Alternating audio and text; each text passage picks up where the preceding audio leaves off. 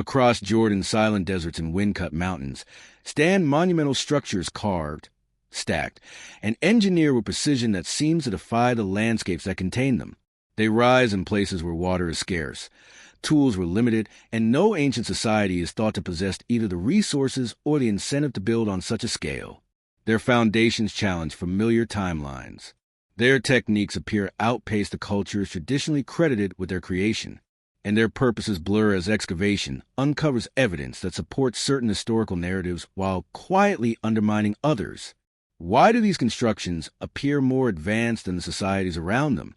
Why were they raised in locations incapable of sustaining large populations for long periods? And what conditions are their builders responding to? Trade, ritual, survival, political strategy, or something not yet fully recognized? The closer these sites are studied, the more the ground seems to shift beneath established explanations, leaving their mysteries deepened rather than resolved. In the deep sandstone valleys where light moves like a slow tide across rose-red walls, Petra emerges gradually from silence. Its facades are pressed into cliffs that feel older than settlement itself, yet the city never appears imposed upon the rock.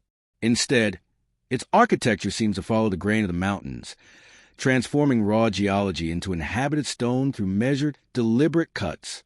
This fusion of landscape and design has long provoked curiosity about how a people often described as nomadic refined a capital of such scale. Processional routes, hydraulic tunnels, and monumental chambers coexist in ways that suggest commerce and ceremony developed together, though which came first remains unclear. The soft erosion along the winding Sikh hints at immense spans of time, during which water shaped the canyon long before tools were used to discipline its flow. The Nabateans, whose caravans once threaded desert routes carrying incense, spices, and luxury goods, are credited with Petra's rise. Yet the city rarely conforms to expectations formed from their limited inscriptions and modest surviving settlements elsewhere. This tension is especially evident at the treasury, whose precision and proportional harmony suggest prolonged engagement with Hellenistic architectural principles adapted to local sandstone traditions. Behind its ornate facade, however, the interior chambers are surprisingly small, raising questions about whether symbolic presence mattered more than practical use, and whether the monument's function was ceremonial, commemorative, or something less easily categorized. Further within the valley, the street of facades stretches beneath towering cliff tombs carved in rhythm with the terrain. Their weathered surfaces record centuries of wind and water that have softened once crisp details into muted impressions, forcing scholars to reconstruct their original proportions from eroded remains that do not always align neatly with parallels elsewhere in the Near East. Near the city center, the massive theater carved directly into rock presents a striking contrast between architectural ambition and the fragility of sandstone. Its geometry closely follows Greco-Roman models, yet its execution reveals a willingness to adapt imported forms rather than replicate them, negotiating material limits instead of ignoring them. Beneath the city's carved serenity lies one of its most remarkable achievements, an extensive hydraulic system of channels, dams, cisterns, and pipes designed to capture and redirect seasonal floods. This infrastructure reveals a mastery of water management that exceeds expectations for a society often described as loosely urbanized. Traces of plaster-lined conduits and modified channels suggest continual refinement over generations, even though the written record preserves almost nothing about the engineers responsible. Climbing toward a high place of sacrifice, the terrain opens into exposed plateaus where carved stairways and altars remain legible despite erosion, hinting at ceremonial practices whose precise movements and meanings are now unrecoverable. The elevated placement offers not only a commanding view, but an architectural dialogue with the surrounding mountains, perhaps reflecting beliefs rooted in earlier traditions where sanctuary and landscape were inseparable. Farther west, the monastery rises with massive pilasters and a facade stripped of fine ornamentation. Its sheer scale overwhelms a visitor, yet its interior chamber remains stark and largely undecorated.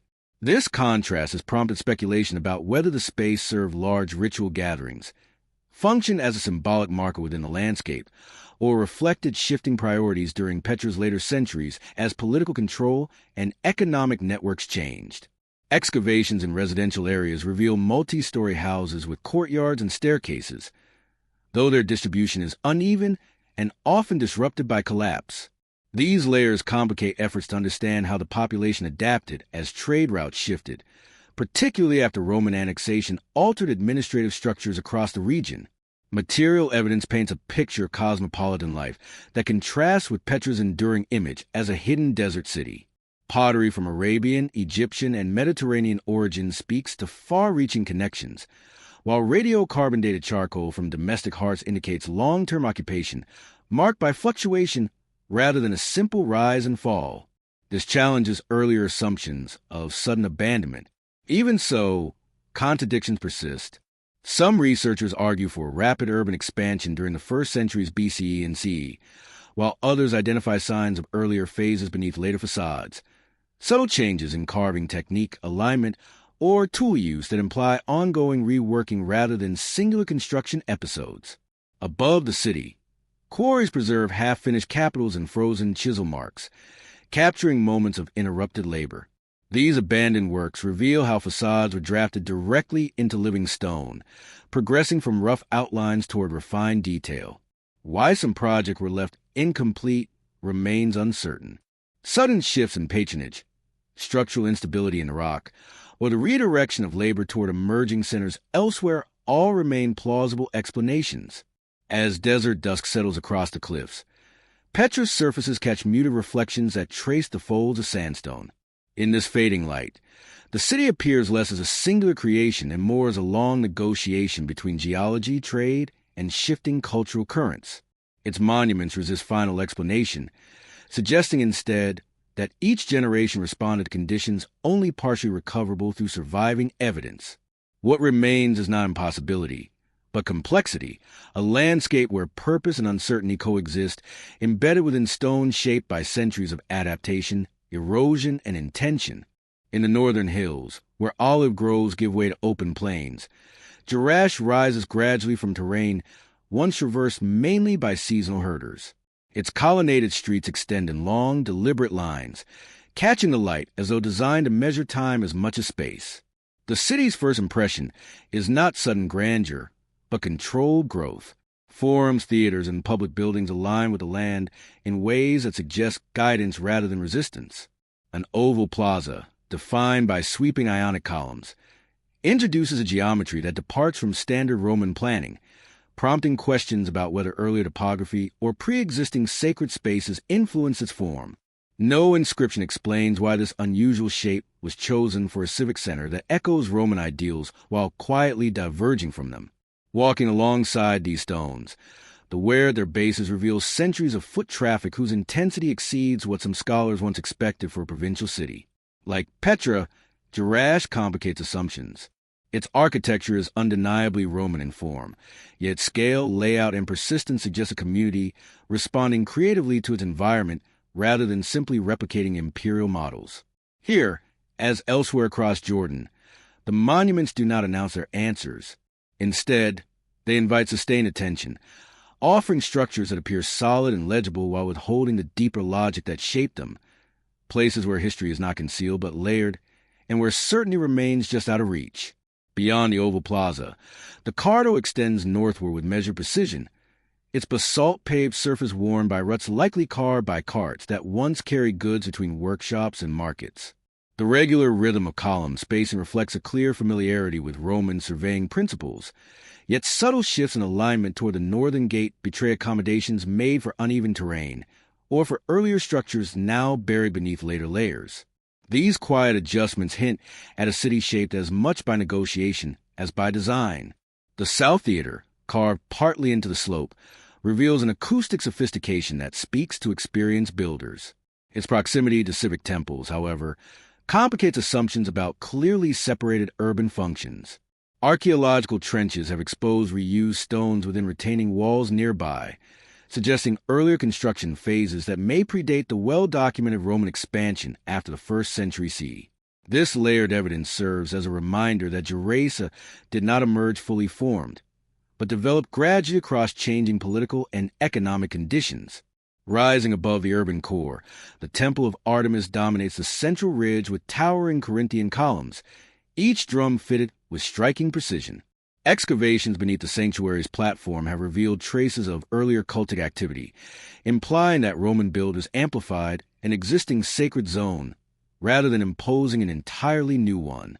Along the retaining walls, carved niches display varying levels of craftsmanship, as if multiple workshops contributed over extended periods. These subtle inconsistencies now serve as clues to construction sequences otherwise lost to time. Throughout the residential quarters, mosaic floors depict hunting scenes, geometric designs, and vegetal motifs, many still vibrant despite centuries underground. Their distribution, however, is uneven. Concentrations in certain neighborhoods suggest pockets of affluence that do not align neatly with the monumental center, prompting ongoing debate about how wealth and status shifted as trade routes evolved and local industries rose or declined. Beneath the streets, the city's water system, an intricate network of channels, reservoirs, and clay pipes, reveals a sophisticated approach to managing seasonal flow from nearby springs. Sediment analysis from these conduits shows repeated phases of repair and modification, extending the city's functional lifespan well beyond what is often assumed. Even after the earthquake of 749 CE, frequently cited as a catalyst of decline, inscriptions found on lintels and freestanding markers offer glimpses into civic administration, including benefactions and dedications to emperors. Yet these texts sometimes contradict the archaeological layers. Written records may suggest ambitious urban renewal where stratigraphy reveals more gradual or uneven development, with monumental projects expanding over generations rather than unfolding according to a single original vision. The Nymphaeum presents another layer of complexity. Its ornate facade and semicircular basin incorporate decorative elements from multiple periods, including fragments of marble cladding that imply later embellishment long after initial construction. This raises a possibility that the city adapted its visual language to shifting tastes without fully replacing earlier structures. The partial survival of its drainage system also leaves open questions about how water supply was maintained consistently enough to sustain such a feature during drier years. Further north, the smaller North Theater, with its limited seating and proximity to administrative buildings, suggests a civic function distinct from popular entertainment, though no definitive record clarifies its role. Nearby excavations have uncovered modest domestic structures pressed tightly against monumental walls, their humble remains hinting at a city where grandeur and daily life intermingled without strict zoning. Even the city walls, traceable across surrounding ridges, show phases of reinforcement that do not correspond neatly with recorded military threats. These alterations may reflect shifts in settlement density rather than responses to external danger, while the placement of certain towers atop bedrock anomalies suggests adaptations to geological constraints now only partially understood. As dusk settles across the colonnades and long shadows emphasize the rhythmic progression of columns stretching toward the hills, Jerash does not present itself as an enigma beyond comprehension. Instead, it appears as a city whose longevity and layered adaptations blur the clarity of any single narrative. Roman urbanism, local traditions, and centuries of gradual modification converge here into a landscape where each surviving structure reflects not only skilled construction, but an ongoing negotiation between environment, community, and historical change.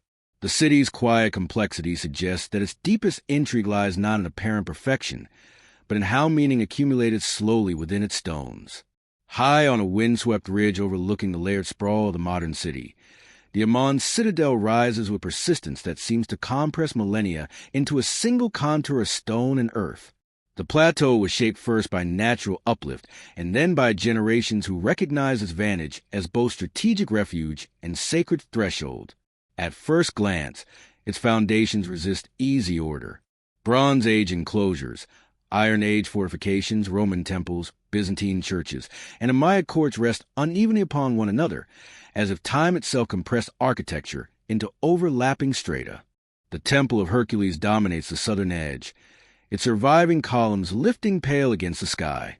Their massive bases suggest an ambition for a sanctuary far larger than what was ultimately completed.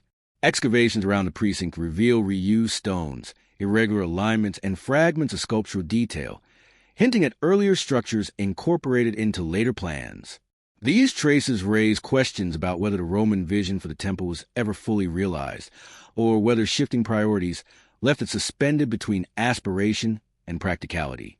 Nearby, the oversized hand of Hercules, a fragment from a colossal statue, lies incongruously among the ruins.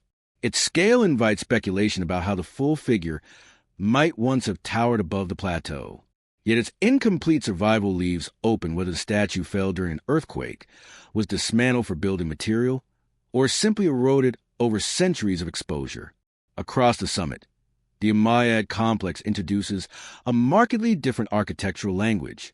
An audience hall, once crowned by a dome, is flanked by rooms arranged around a central courtyard, their geometry suggesting a carefully planned administrative center.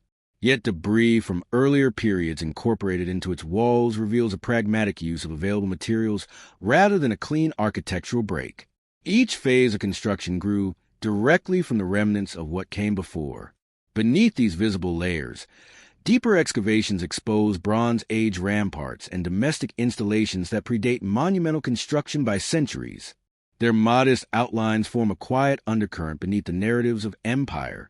Soil samples from these levels indicate shifts in habitation density that do not always align with historical accounts, pointing instead to episodic occupation influenced by regional instability, environmental change, or fluctuations in trade routes linking the Levant to inland caravans.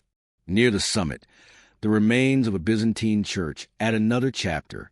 Mosaic fragments and architectural footings indicate a basilica of formal symmetry, though later modifications blur its chronology. The reuse of Roman columns within its nave suggests both resourcefulness and a continuity of sacred intention that transcended political change. Along the edges of the plateau, retaining walls and defensive structures preserve conflicting clues.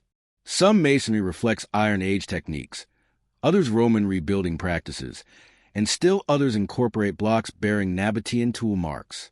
Together they form a composite fortification that resists attribution to any single era, reinforcing the impression that the citadel is not the product of one civilization, but a place continually reshaped by those who inherited its stones and adapted them to new purposes. Geological surveys reveal irregularities in the bedrock that may have influenced where towers and gates were placed, yet the relationship between these natural constraints and historical defensive strategies remains only partially understood. Inscriptions scattered across the citadel offer glimpses of administrative life, religious dedication, and civic identity, but gaps in the epigraphic record complicate efforts to align text with material remains. Some inscriptions refer to urban features whose archaeological counterparts have not been identified, suggesting either that these structures remain undiscovered or that they once stood beyond the areas so far excavated. Pottery assemblages from successive layers show gradual shifts in everyday habits, trade connections, and storage practices, but their distribution is uneven. Certain loci contain unexpectedly rich deposits from periods thought to have seen limited occupation, while other layers appear curiously sparse, raising questions about how activity was distributed across the summit and whether key areas have been lost to erosion or later disturbance. Even the citadel's commanding view, often cited as the primary reason for its long occupation, introduces further ambiguity. The exposed plateau would have faced constant wind and limited access to water, requiring continuous adaptation. Evidence for water management exists, but the fragmentary survival of hydraulic features leaves debate over how water was stored, rationed, and redistributed during different phases. Seismic activity adds another layer of uncertainty. Archaeological strata show signs of multiple earthquakes, some severe enough to topple columns or realign walls, yet their timing does not always correspond with historically documented events. This mismatch leaves open the possibility of localized damage or undocumented tremors that shape the citadel's evolution in ways not recorded in texts. Moving through the site, one senses how each architectural fragment participates in a dialogue across centuries. Roman capitals rest near Umayyad thresholds. Bronze Age traces lie beneath Byzantine floors. Below the ridge, the expanding urban fabric of ancient Ammon spreads outward in concentric layers of later history. Beginnings and endings blur, and as evening light slides across weathered limestone, the citadel appears less as a single monument than as a palimpsest of intentions repeatedly inscribed and partially erased. Its mysteries do not stem from impossibility, but from the layered complexity of a place continually adapted to new powers, beliefs, and circumstances. Each surviving wall gestures toward stories only partly recoverable, inviting attention not only to what remains, but also to the silences between fragments that continue to shape the atmosphere of this ancient hill. South of the high plateaus, where wide horizons dissolve into sand and sandstone massives rise like stranded islands of petrified time, Wadi Rum unfolds as a landscape whose scale makes human presence seem fleeting. Yet across its cliffs, boulders, and hidden alcoves, ancient inscriptions gather in quiet clusters, sketching a long record of movement through an otherwise austere expanse. Their lines, cut with tools that left delicate grooves, have been softened by wind, and approaching them, one senses how the desert's vast stillness once carried the footsteps of pastoralists, traders, and seasonal travelers who pause briefly to mark their passage before moving on along routes shaped more by terrain and water than by borders. Nabatean, Thammudic, and Sapphitic scripts appear across the rock faces, often modest in scale. Their messages range from personal names to prayers and simple declarations, and despite their apparent clarity, they reveal only fragments of the social worlds that produce them. Each inscription stands isolated from its author's larger story, leaving scholars to infer patterns of mobility, belief, and interaction through close comparison of letter forms, carving depth and spatial distribution, all while acknowledging how shifting sands and erosion may have erased countless others. Geological formations such as towering Jebel Ishrin and naturally sculpted arches frame many of these carvings.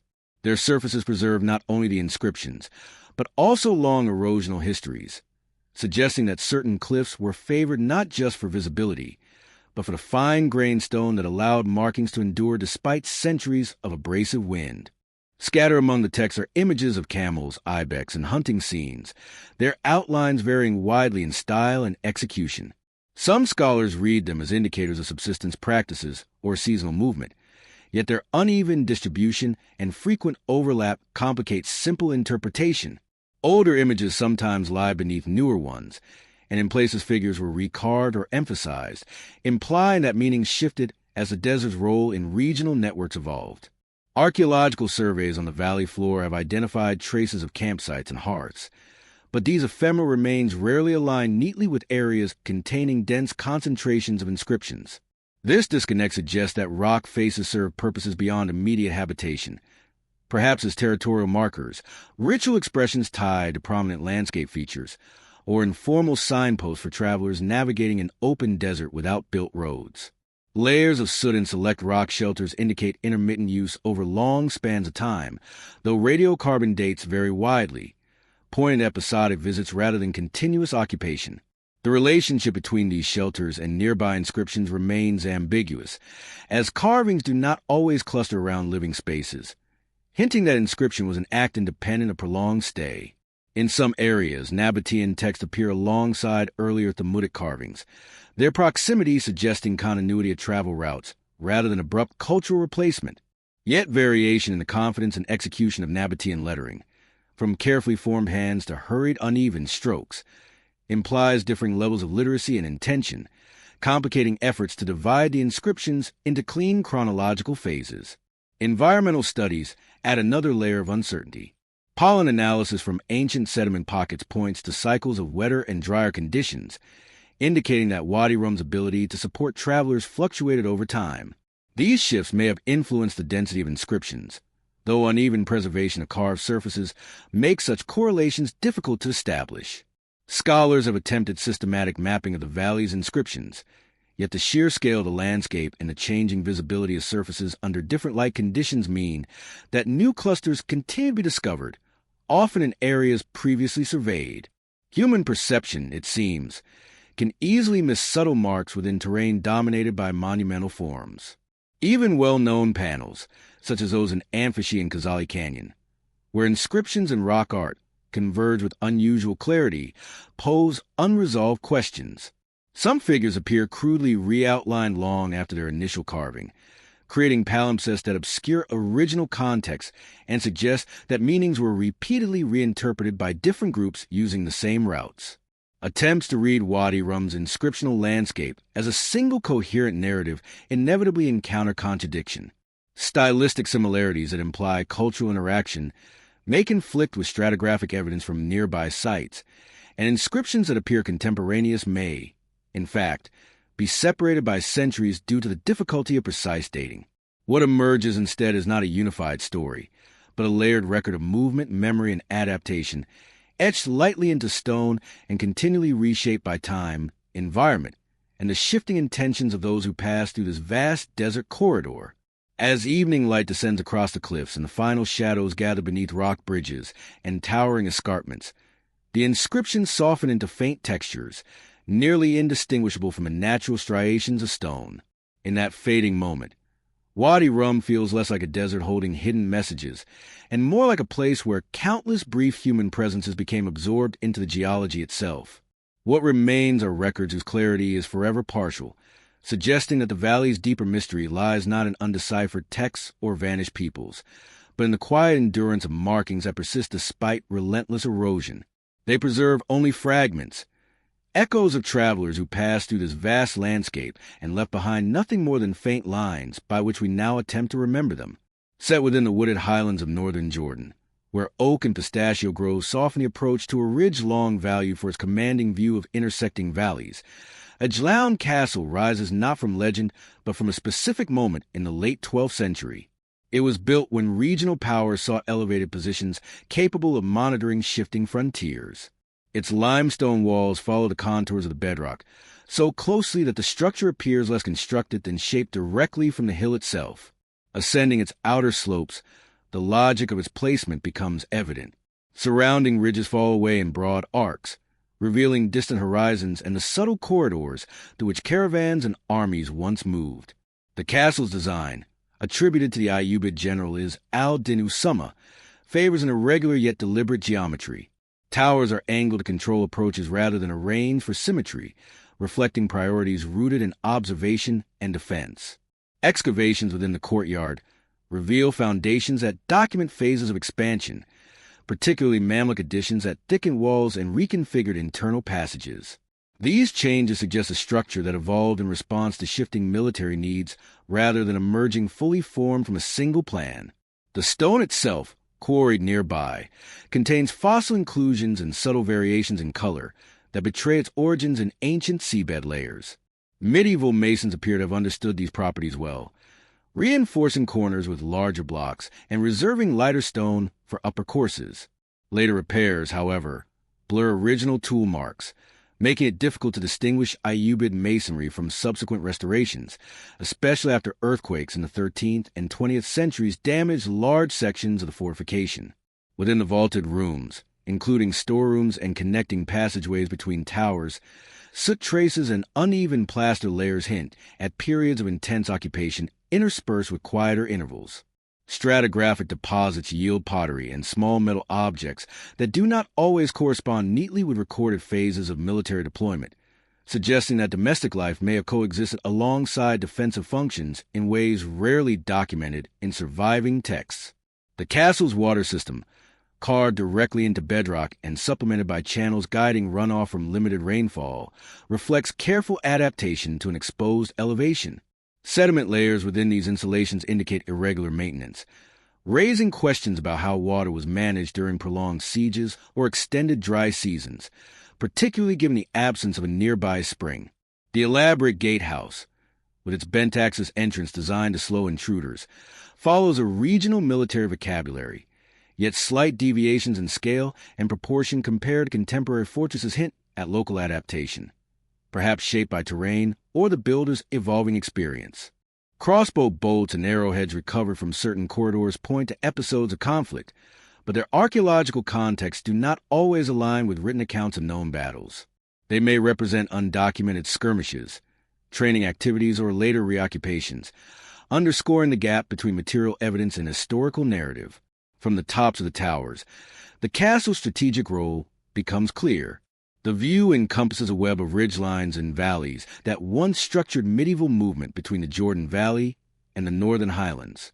Yet the absence of detailed administrative records leaves unanswered how information gathered from this vantage was integrated into broader regional strategy, or whether the castle functioned primarily as a deterrent, an observation post, or logistical hub.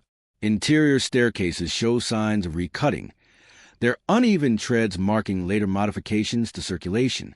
Small apertures in the walls, interpreted as arrow slits or ventilation openings, very enough informed to suggest experimentation rather than strict adherence to standardized design. The discovery of a small olive press near an outer wall further complicates assumptions of a purely military role, hinting that the castle may have supported limited agricultural processing during periods of stability, perhaps sustaining a garrison economy.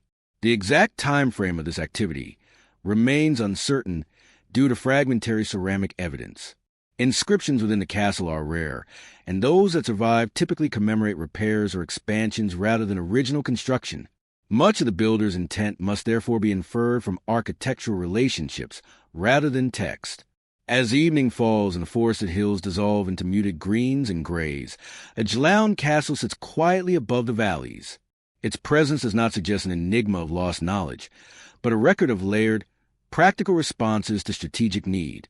Its intrigue lies in the gaps left by incomplete records, altered masonry, and the erosion of context, leaving behind a fortress where medieval engineering is clear, yet its full story remains softened by time. South of the Highland passes, where the terrain loosens into desert, Shawback Castle appears as a solitary crown atop a rounded hill. Its form emerges gradually through pale limestone and wind-swept scrub, revealing a fortress-positioned command crossroad of caravan traffic and pilgrimage routes.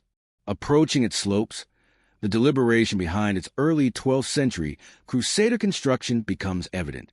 The summit is neither dramatically hidden nor overtly imposing, but strategically placed to observe long approaches from the east and the rising plateaus to the west, suggesting priorities shaped as much by supply lines as by defense. The earliest core, attributed to Baldwin I, follows an irregular geometry adapted to fractured bedrock.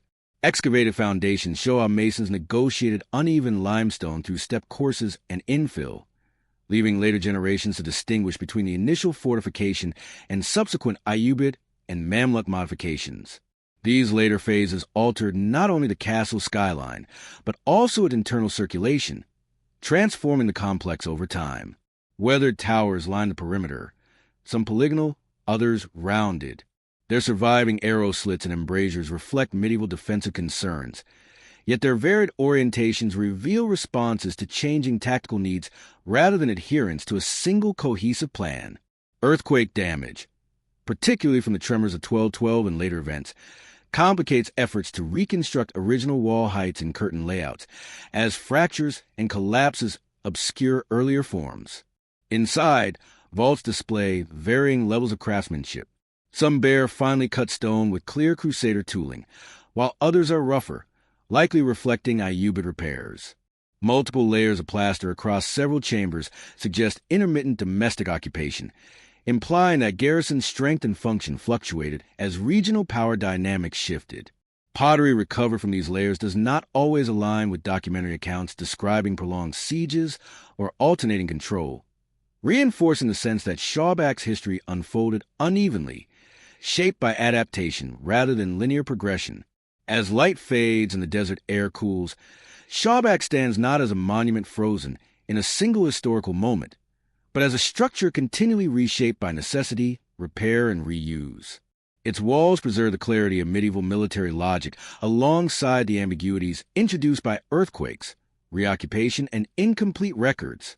Like so many sites across Jordan, its enduring presence lies not in defying explanation, but in revealing how layers of human response accumulate over time, leaving a fortress whose meaning is inseparable from the landscape it was built to observe. The celebrated well shaft descending deep into the hill through a spiraling subterranean stairway stands as one of Shawback's most compelling features. It represents a hydraulic solution that is both ambitious and practical, cutting directly into the bedrock to secure water from below the fortress. Yet soil analyses taken from within the shaft reveal periods of silt accumulation inconsistent with constant use. This raises questions about how reliably the garrison could access water during extended isolation, and whether supplementary systems, some only partially documented, played a more critical role than previously assumed. Across the upper courtyard, collapsed chambers enclosing traces of workshops and storerooms show evidence of repeated repurposing. Ash deposits and scattered iron fragments hint at episodes of metalworking, but whether this activity reflects routine maintenance, production during siege conditions, or later reoccupation remains unclear. Centuries of collapse, erosion, and disturbance have blended these layers together, making it difficult to assign them confidently to specific historical moments. On the southwestern flank, the remains of a small chapel preserve faint fresco fragments beneath soot-darkened vaults. The surviving imagery is too incomplete for secure interpretation, and archaeologists continue to debate whether these decorations belong to the early Crusader phase or to later repainting. The absence of securely dated pigment samples deepens this ambiguity, leaving the chapel suspended between plausible phases of use.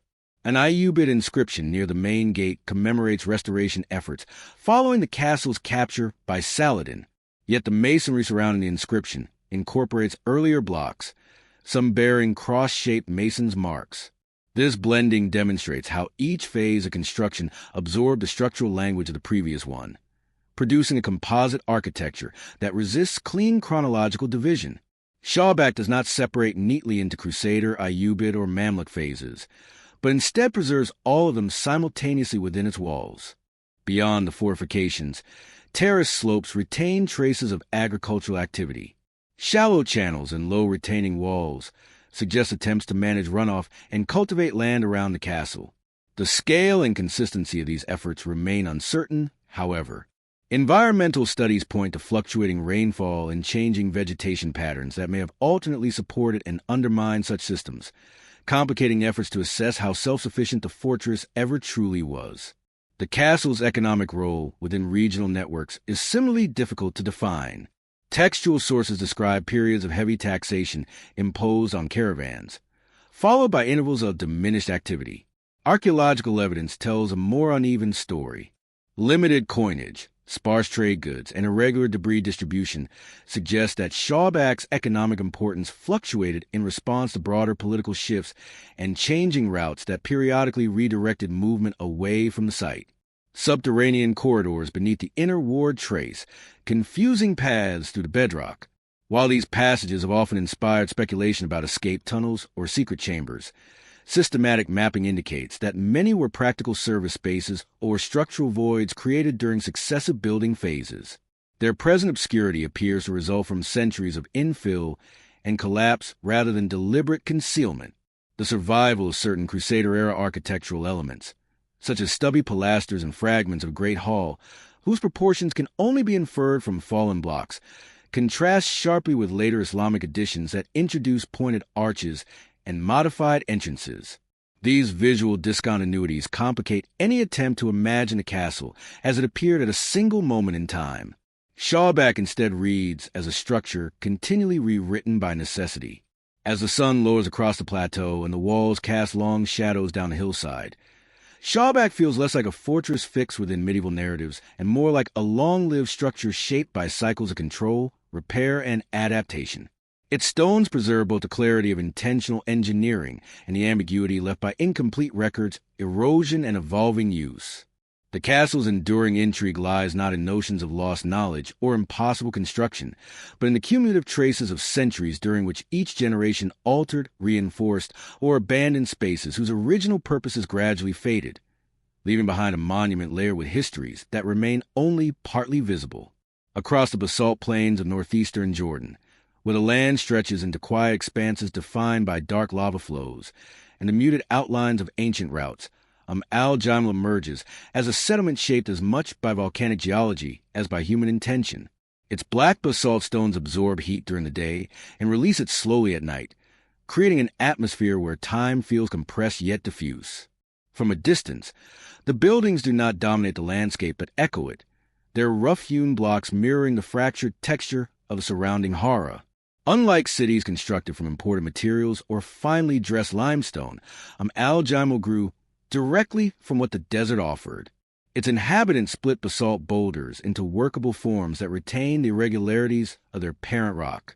The resulting structures, towers, residences, stables, courtyards, and churches stand in dense clusters that suggest both practicality and resilience.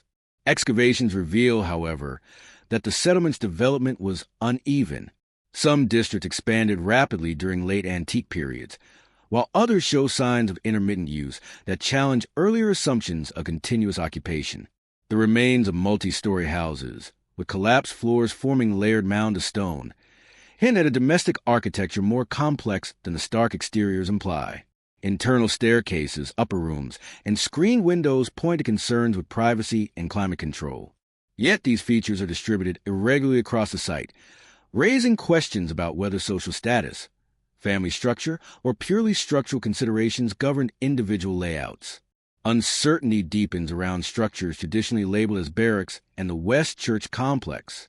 While their outlines are clear, associated finds, ceramics, glass fragments, metal objects, and occasional inscriptions do not always align neatly with the architectural phases proposed by early surveys.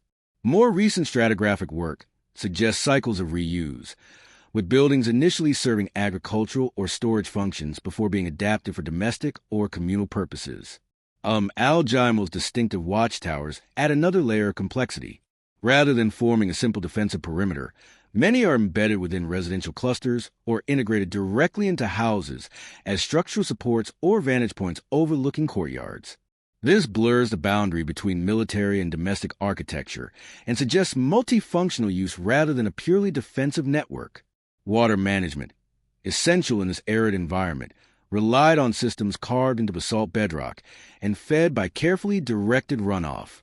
Sediment layers within these installations indicate irregular use, implying fluctuating population levels or episodes of partial abandonment. While early scholars envision al-Jimal as a large, continuously occupied settlement, more recent analyses suggest dramatic variation tied to regional political change, shifting trade dynamics, and environmental pressures affecting nearby wadis. Inscriptions scattered throughout the site, written in Greek, Sephardic, and later Arabic scripts, offer glimpses of administrative life, military presence, and personal devotion. Yet these texts often complicate interpretation rather than clarify it. Some refer to officials or structures with no clear archaeological counterpart, while others commemorate renovations in buildings whose original functions remain uncertain. The unusually high number of churches mapped across the settlement, often cited as 14, has long puzzled researchers. Excavation shows that not all were active at the same time, and some appear to have been private chapels or repurposed domestic spaces. Mosaic fragments, carved architectural elements, and column bases survive unevenly, forcing scholars to reconstruct liturgical arrangements from partial clues rather than complete plans. Among the most evocative structures are the basalt stables, whose feeding troughs and narrow entryways reflect the importance of animal husbandry. Yet their relationship to broader economic systems remains unclear. Situated near routes linking the Decapolis with desert frontiers, al-Jimal appears to have shifted roles over time, functioning at different moments as a frontier outpost, agricultural village, and caravan stop. These overlapping identities, preserved in stone but fragmented in context, leave the settlement not as a fixed model of ancient life, but as a place continually reshaped by environment, movement, and changing regional realities. Seismic history further complicates interpretation, as collapsed upper floors, crushed door lintels, and subtly shifted wall alignments point to multiple earthquakes over the site's long life. Distinguishing which damage corresponds to which event remains difficult. Some buildings appear to have been abandoned following structural failure, while others were reworked into new forms, their reused stones obscuring clear reconstruction sequences. This continual recycling of material blurs the boundary between destruction and renewal, making it hard to determine where one phase truly ends and another begins. One of the most debated structures, long identified as a praetorium, illustrates this uncertainty especially well. Its imposing walls and prominent position once suggested an administrative or military headquarters, yet interior evidence tells a more complicated story. Traces of domestic occupation challenge the assumption of a purely official function, and more recent assessments suggest that its designation may reflect early interpretive bias rather than firm archaeological proof. The building's role remains open, suspended between civic authority, elite residence, and adaptive reuse. The settlement's overall layout, often described as organic, may owe less to intentional planning than a gradual accumulation. Structures seem to have expanded in response to family growth, economic opportunity, and the availability of space rather than adherence to a centralized design. Remote sensing has revealed buried walls extending beyond the visible ruins, indicating cycles of expansion and contraction that are not immediately legible on the surface. These hidden phases suggest a community that adjusted its footprint repeatedly as circumstances changed.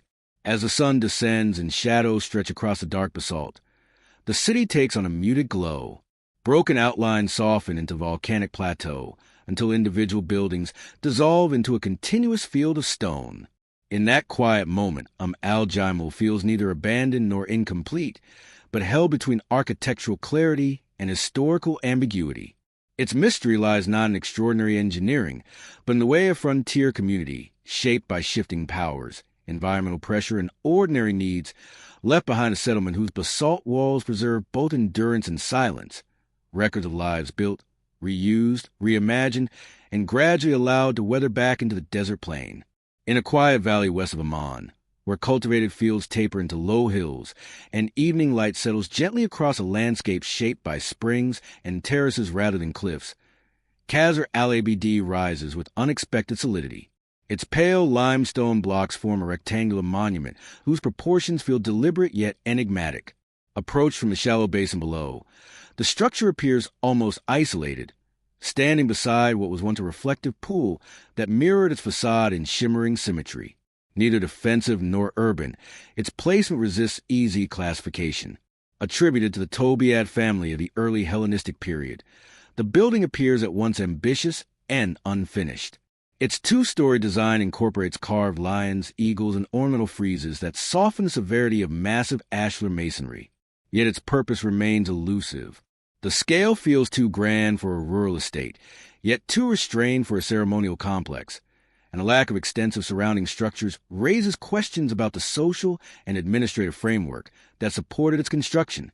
The quality of stonework suggests skilled craftsmen familiar with regional Hellenistic traditions, while irregular joints and unfinished surfaces in the upper story hint at interruption or adaptation during construction.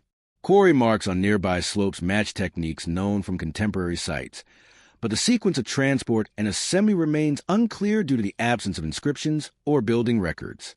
Archaeological surveys of the adjacent pool and terrace reveal careful water management, with channels designed to regulate levels and enhance visual impact. Sediment analysis, however, shows cycles of silting and clearance, implying phases of use that may not align neatly with the building's main occupation. Inside, thick-walled lower halls with minimal openings suggest a cool refuge from summer heat, while the upper level, reached by broad staircases now partially collapsed, appears to have been lighter and more decorative. The absence of surviving floors makes it difficult to reconstruct room divisions or furnishings. Fragments of stucco and plaster indicate interior ornamentation, but their uneven distribution leaves open whether decoration was widespread or selectively applied. Nearby carved animal sculptures, including the well-known lions that may once have functioned as fountains, add further ambiguity. Their style blends Hellenistic symbolism with local artistic conventions, and their placement along retaining walls by the pool suggests a ceremonial or aesthetic role. Centuries of weathering and displacement, however, obscure their original arrangement. Early travelers described the building as a fortress or barracks, interpretations now largely rejected, yet revealing how difficult the structure has been to fit into familiar architectural categories. Qasr al-Abd lacks the defensive features of a castle, the ritual markers of a temple, and the extensive layout of a palace complex. Scholars have therefore proposed interpretations ranging from a monumental family seat to a symbolic assertion of authority within a localized political landscape. Additional clues emerge from nearby caves bearing inscriptions linked to the Tobiad lineage, suggesting an established presence in the region before the mansion's construction. The relationship between these installations and the building below remains uncertain, constrained by fragmentary texts and incomplete excavation. Seismic history adds another layer of complexity. The region has experienced repeated earthquakes, and displacement visible in upper blocks may reflect damage early in the building's life, possibly contributing to its unfinished appearance. Distinguishing ancient seismic effects from later collapse is difficult given repeated stone reuse and erosion. Environmental questions also persist. While nearby springs could support modest agriculture, the resources required for such a monumental project suggest a coordinated effort tied to brief periods of autonomy or ambition that are poorly documented. Terraced hillsides show signs of cultivation, but not enough to clarify how a large household or estate might have been sustained. Pottery scattered across the site spans Hellenistic, Byzantine, and early Islamic periods, indicating intermittent reuse long after the building lost its primary function. These later occupations appear opportunistic rather than transformative, adding layers of ambiguity rather than resolving its chronology. As late afternoon light moves across the facade, carved animals stretch into elongated silhouettes, and the mass of Khazar al-Abd settles into reflective stillness, echoing the vanished pool it once overlooked. In that moment, the structure feels neither abandoned nor incomplete, but suspended between architectural aspiration and historical obscurity. Its intrigue rooted not in impossibility, but in the selective survival of evidence and the quiet persistence of unanswered questions embedded in stone.